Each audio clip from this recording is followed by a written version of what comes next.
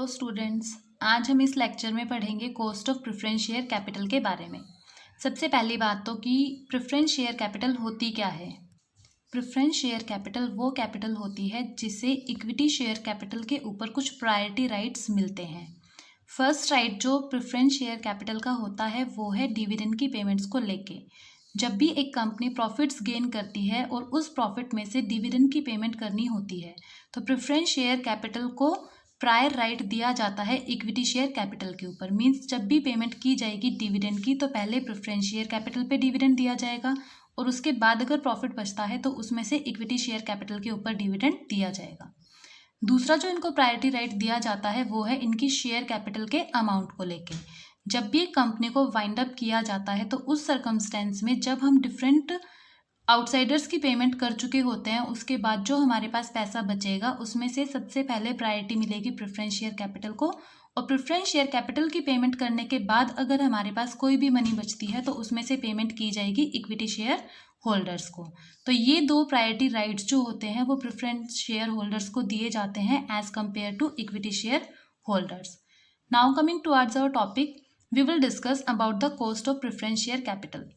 Preference shares जो होते हैं उन पे एक प्री फिक्स्ड रेट डिस्क्राइब किया जाता है कंपनी के द्वारा कि जब भी कंपनी को प्रॉफिट्स होंगे तो कंपनी उन प्रॉफिट्स में से उस स्पेसिफिक रेट से शेयर कैपिटल पे डिविडेंड की पेमेंट करेगी। जैसे डिबेंचर्स पे इंटरेस्ट रेट स्पेसिफाइड होता है वैसे ही प्रेफरेंस शेयर कैपिटल पे भी डिविडेंड की रेट स्पेसिफाइड होती है। बट यहाँ पे डिपेंड करता है कि जो कंपनी के बोर्ड ऑफ डायरेक्टर्स है उनका सोचना क्या है डिविडेंड को लेके। अगर वो लोग चाहते हैं तो कंपनी को सफिशिएंट प्रॉफिट होने की सर्कमस्टेंस में प्रेफरेंस शेयर डिविडेंड की पेमेंट की जाती है, और अगर वो लोग नहीं चाहते हैं कि डिविडेंड की पेमेंट हो तो वो लोग अगर पेमेंट ना करना चाहें तो पेमेंट ना भी करें, क्योंकि इंटरेस्ट जो होता है वो कंपनी की प्रॉफिट्स के ऊपर चार्ज क्रिएट करता है और कंपनी को चाहे प्रॉफिट हो चाहे प्रॉफिट ना हो दोनों ही सर्कमस्टेंसेज में डिबेंचर्स के ऊपर इंटरेस्ट की पेमेंट उन्हें करनी पड़ती है। बट जो प्रेफरेंस शेयर कैपिटल है उनके ऊपर दिए जाने वाला डिविडेंड जो होता है वो कंपनी की लीगल ऑब्लिगेशंस में नहीं आता। तो यहाँ पे डिपेंड करता है कि हमारे जो बोर्ड ऑफ डायरेक्टर्स है उनका मानना क्या है या उनकी थिंकिंग क्या है, उसके अकॉर्डिंग डिसाइड किया जाता है कि कंपनी प्रेफरेंस शेयर के ऊपर डिविडेंड की पेमेंट करेगी या नहीं करेगी। But company usually pay the stipulated dividend if there are sufficient profits for a number of reasons. जब भी एक कंपनी के पास सफिशिएंट प्रॉफिट्स होते हैं तो कंपनी अपने प्री डिफाइंड डिविडेंड की पेमेंट जरूर करना चाहेगी, जिसके कुछ नंबर ऑफ रीजंस हो सकते हैं। जैसे फर्स्ट रीजन है हमारे पास preference shareholders carry a prior right to receive dividend over the equity share holders. Means preference shareholders जो होते हैं उन्हें इक्विटी शेयर होल्डर के ऊपर प्रायर राइट दिया जाता है डिविडेंड की पेमेंट्स को लेके। अगर कंपनी ने प्रेफरेंस शेयर होल्डर्स को कोई डिविडेंड नहीं दिया तो उस केस में इक्विटी शेयर होल्डर को भी किसी टाइप के डिविडेंड की पेमेंट नहीं की जाएगी। इसलिए कंपनी के पास जब भी सफिशिएंट प्रॉफिट्स होते हैं तो वो पहले प्रेफरेंस शेयर होल्डर्स को दिए जाने वाले डिविडेंड की पेमेंट करती है ताकि इक्विटी शेयर होल्डर्स को भी उनका डिविडेंड मिल सके।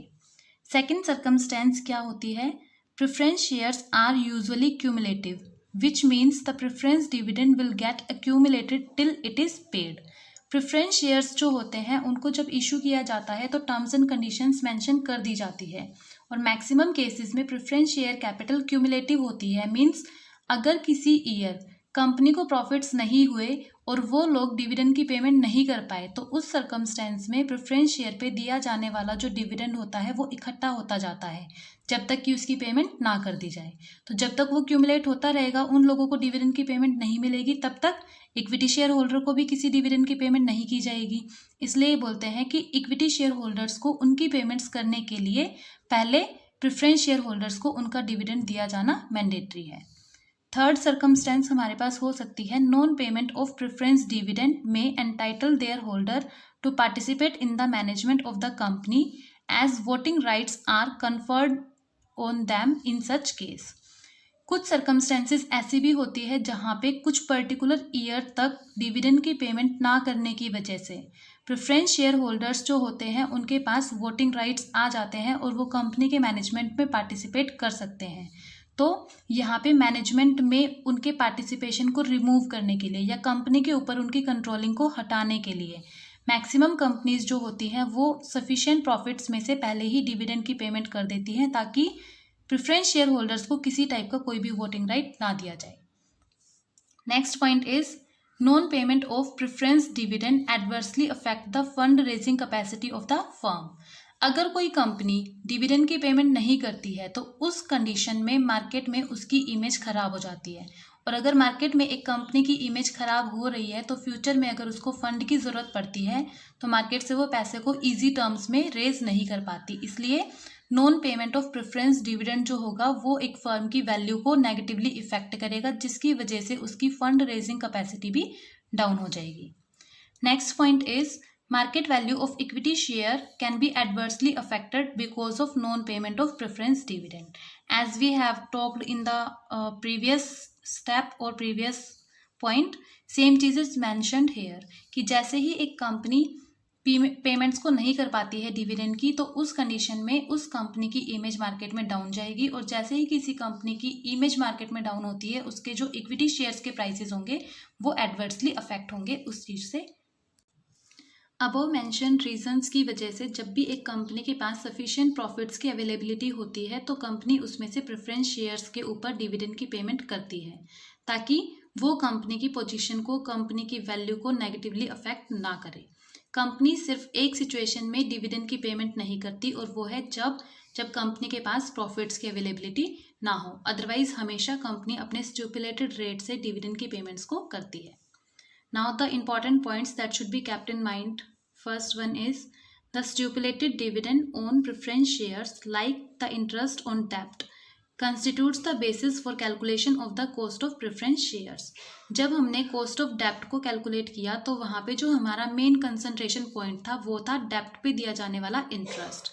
तो सेम इसी तरीके से जब हम अपने प्रेफरेंस शेयर कैपिटल की कॉस्ट को फाइंड आउट करेंगे तो यहाँ पे हमारा जो मेन कंसंट्रेशन पॉइंट है वो रहेगा प्रेफरेंस डिविडेंड।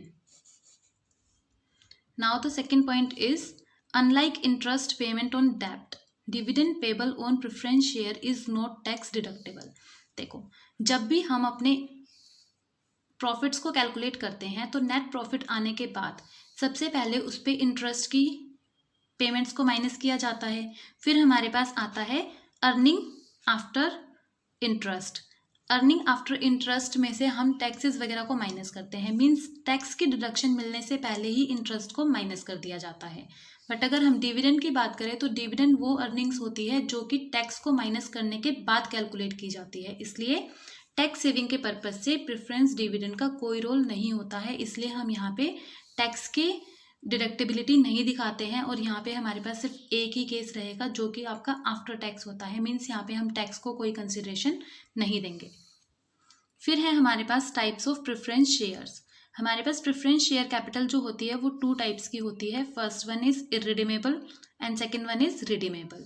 तो इररिडीमेबल प्रेफरेंस शेयर्स जो होते हैं वो सेम हमारे इररिडीमेबल डिबेंचर्स की तरह होते हैं, मीन्स जब भी एक कंपनी इररिडीमेबल प्रेफरेंस शेयर्स को इशू करती है तो इसका मतलब है कि इनकी कोई स्पेसिफिक मैच्योरिटी डेट नहीं होती। जब कंपनी को वाइंड अप किया जाएगा और डिफरेंट एसेट्स को बेच के पैसे को कलेक्ट किया जाएगा तो उसमें से आउटसाइड सारी पार्टीज़ की पेमेंट करने के बाद अगर कोई अमाउंट बचता है तो प्रेफरेंस शेयर्स को पे किया जाएगा, और अगर कोई अमाउंट नहीं बचता तो प्रेफरेंस शेयर्स को पेमेंट नहीं दी जाएगी।